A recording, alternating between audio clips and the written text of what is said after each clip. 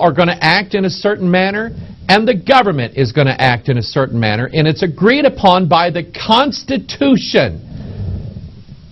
And just whatever somebody says doesn't change this piece of paper. Let me show you the wisdom of that. It actually comes from the Bible. Deuteronomy chapter 17, verse 18, "And it shall be, when he sitteth upon the throne of his kingdom, that he shall write him a copy of this law in a book." I want you to pay close attention to that. The king is supposed to have the book. He's supposed to write his own version of the book. "Out of that which is before the priests the Levites, and it shall be with him, and he shall read therein all the days of his life, that he may learn to fear the Lord his God, to keep all the words of this law and these statutes to do them. That his heart be not lifted up above his brethren, that he turn not aside from the commandment to the right hand or to the left, to the end that he may prolong his days in his kingdom, he and his children in the midst of Israel." You know what God is actually instituting contractual constitutional law when he says the king who reigns over you cannot just go willy-nilly and do whatever he wants to do. The king actually has a higher authority over him, and it's the words, the contract, the covenant that are bound inside these sheets of paper right here. God is a genius. God is the greatest lawyer in the world. It's His law, and He's perfect. And God said the king is bound. The king, as high and mighty as he is bound by what's written within the walls of these pages right here. And you know why? So he's not lifted up above his people. It's a contract between those who are governed and those who govern the law of God. Now, the Constitution, here's my Constitution right here. I'll use this because I have a graphic. Put it up on the screen of the Constitution. It starts out, "We the people." They were making a contract with themselves. And they said, this is who we're going to have govern us, and this is how they are going to govern us. And they have to do what is in accordance with this right here. Now, they can add to it if they want to. They can make such and such laws that will help them do this. But they have to stick to these guidelines right here. And this was based on this. Now, principalities moves in. Principalities says, this is in our way. In order for us to do what we really want to do, this is in the way. Similar to what goes on in a church. This is why they've removed the King James Bible out of all the churches. You'll get where I'm going in a minute. In order for us to really do in this church what we want to do, this is in the way. Because this actually prohibits us from doing these things. You know, like worshiping Satan, witchcraft and all that. So they say, we'll just change the rules so that whatever we say will be the new rule. Not this. That's what principalities does. Let me read you some news articles. You'll get my drift, okay? This article from the Wall Street Journal. Dems pressure Obama to endorse gay marriage, urged to make part of party's platform before November elections. More Americans are embracing gay marriage, adding to calls from Democrats for President Barack Obama, who has said he is not sure where he stands. I don't think he's telling the truth, by the way, to publicly express his support before the November elections. Obama opposes gay marriage, but for nearly the last 18 months, he has said his views are evolving. Stop right here. Think about that. Here's the Constitution. Okay, it's written in ink. It doesn't change. And yet, and the Bible, written in ink, doesn't change. And Obama says, I think I'm changing my mind. I'm changing. My views are evolving. Okay? But now he's under pressure to make support for gay marriage part of his party's election platform when he formally accepts the Democratic nomination in September. Now, I want you to understand this, okay? There are those who are Democrat and Republican who are supportive of gay marriage. Number one, I believe it to be unconstitutional, at least in the state of Missouri. In the state of Missouri, 80% of the people in the state of Missouri a few years ago actually amended the Constitution legally, the way it was prescribed, so that in our state's Constitution, we declare that marriage is between a man and a woman. No other way. It's actually part of our contract that we have with, as the people, with our government, and the government has with the people. And we don't want it changed. The president's idea is evolving. So let's go to the final authority. Genesis chapter 2, verse 22. And the rib which the Lord God had taken from man made he a woman. And he brought her unto the man. And Adam said, This is now bone of my bones and flesh of my flesh. She shall be called woman, because she was taken out of man. Therefore shall a man leave his father and his mother, and shall cleave unto his boyfriend. No, it doesn't say that. Shall cleave unto his wife, and they shall be one flesh. God is the one who instituted marriage. He didn't bring a man to the man. So therefore, now listen to this. This is marriage right here. Because God brings the woman to the man. God never brought a man to a man. He never did that. So gay marriage, where we have two men, one being brought to the other, especially performed by the clergy, not only is wrong legally, it's wrong biblically. Remember, it's got to be within the walls of this paper, or it's not right. That's what God said. Leviticus chapter 18, verse 22.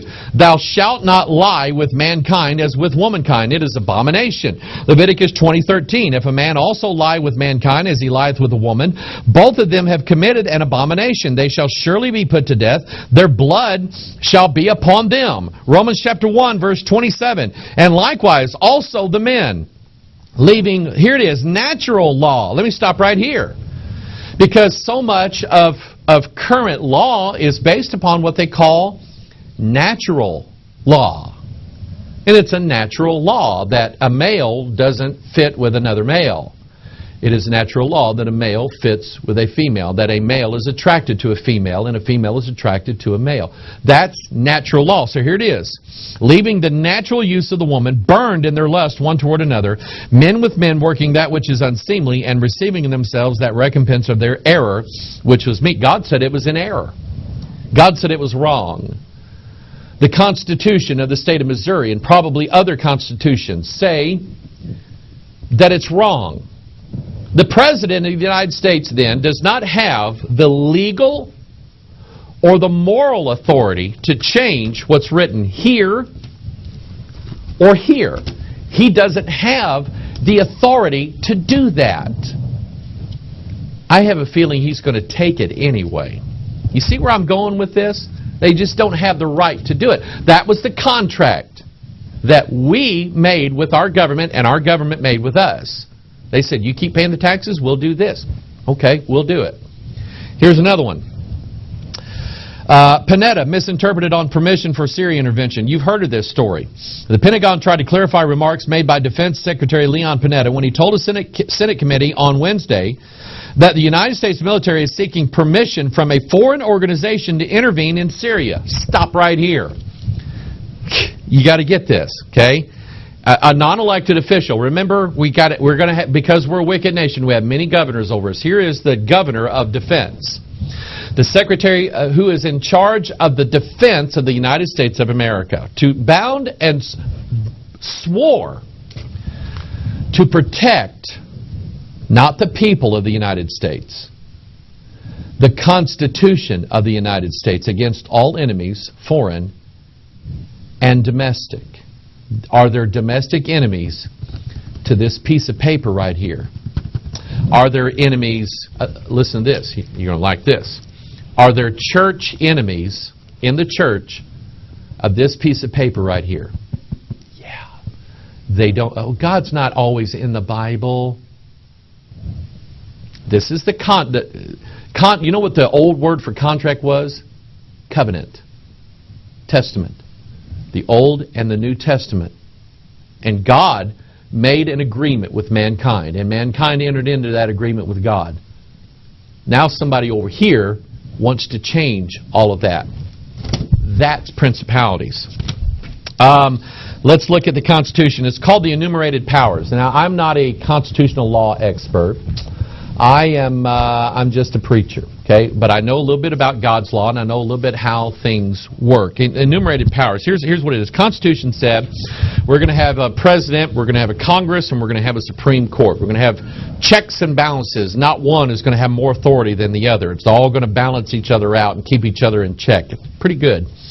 The Constitution then said Congress shall have this powers right here.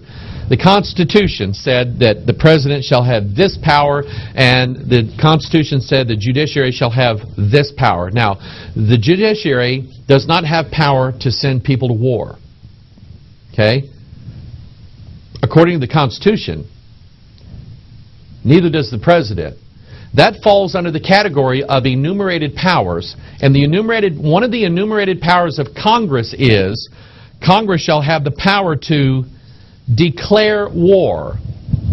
That means send our soldiers out to fight. Congress shall have that power to declare war. Now, I was looking this up, and I noticed that there's been some wars that we fought as Americans that Congress enacted a declaration of war, World War II.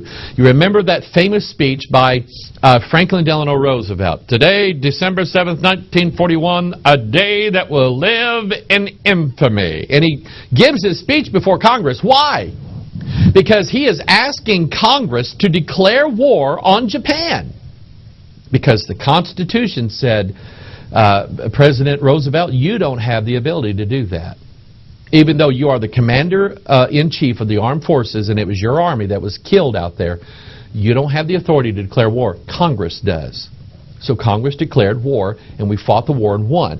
And I started looking at, it was a list on Wikipedia of wars that we fought, and some of them were by congressional, we declared war or Congress sent them out. But then I started noticing some wars that we fought that were given authority to us by the United Nations Security Council. Now, United Nations Security Council is not here. There's nothing in here, in the boundaries of this piece of paper, that says that we're under the authority of the United Nations Security Council. It's not there. Okay? The Korean War. Congress did not declare war on Korea. The UN Security Council said, yeah, we need to step in there. Did we win that war? No. No, we didn't. Lebanon, Gulf War, Bosnian War, Haitian coup, Vietnam, Libya. All of these wars that we found ourselves getting into, did we win those wars? No, we didn't. Libya was actually called Operation Odyssey Dawn. You remember I talked about that. Odyssey Dawn was basically the Odyssey, Odysseus. He's another one of these mythological guys that represent the Antichrist. And the attack on Libya was not sanctioned by the United States Congress. It was just done by the President because, well, the United Nations told us we had to do it. And, we answered to them. Does the President have a right to say that? No, because it's not in the contract. It's not here. Okay? Here's another one. Constitutional analysis. Detention now legal. This is from WorldNet Daily. A retired attorney who has taught constitutional law and is now an author and radio host says America is duplicating with the new National Defense Authorization Act its mistakes that landed hundreds of thousands of Japanese Americans in Wyoming and Colorado internment camps during World War II. That issue has been making headlines for several weeks because of the interpretation held by many critics that the law allows Barack Obama as the president to determine when someone, even an American citizen, would be taken into custody and held under the law of war, that is, without trial, hearing, charges, or, listen to this, due process. You know what that means? This is actually a term. Due process is a term that is in our contract. And it says, now America is going to be different than Great Britain was. Great Britain, under the king, who went against both this and his own laws, the king said, he told the British soldiers, you go in and arrest those rebels and hold them, I don't care, hold them till they rot. And our founding fathers, many of them said, you know what, that's not good. We're actually going to limit our government to this contract. And the government has powers